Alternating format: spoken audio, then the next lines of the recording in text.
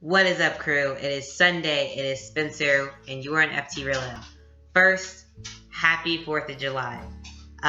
It is actually the 5th because, it's a little after midnight, but happy 4th of July for everyone who celebrated it yesterday. Hope it was great. Happy birthday, America.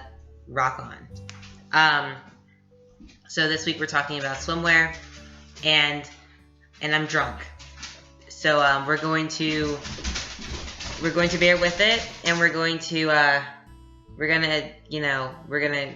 figure this out. So swimwear. I have like 3 tips for swimwear. First of all, remember that it's all about you enjoying yourself. Swimwear. So some things that I would suggest, which was mentioned before, is like a rash guard or like a surf shirt. I swear by those things. I wear them personally, and they're great. They're great for compression. They're great for, looking natural and normal in wherever you're swimming, whether it's the pool or the beach. And, they have many colors and styles and kinds, and that's always fun to mix and match with your trunks or whatever it is that you're putting on your bottom, if you're putting anything on your bottom. So rash guards are something I definitely suggest. Another thing is taping, and I understand that not everyone has the ability to.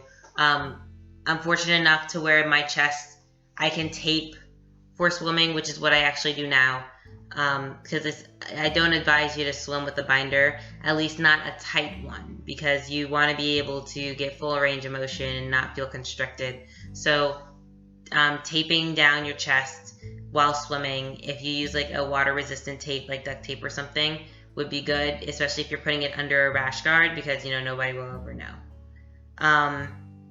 One of my friends actually suggested this. He went online and bought a cheap binder from Amazon, like the ones that cost like $10 or $15 that don't actually compress very well, but they still compress.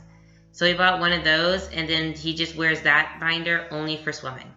So you're not using your everyday binder that's like, expensive and extra compression-y and extra tight. You're using like a cheaper one that will still compress, but, is of just a different, make, model, and material. And you're putting it under your rash guard, and for him it works, and I think that's a good idea. I think that, check it out. There are swimming binders. I personally have a swimming binder from Underworks. It's a lot of money for something that could easily be fixed by what I said before. My swimming binder costs $40, and again, I could just tape. So it's a lot of money. But how they work is the material responds to the water. So it's not going to compress you as tightly as your regular Underworks or GC2B or whatever it is that you wear.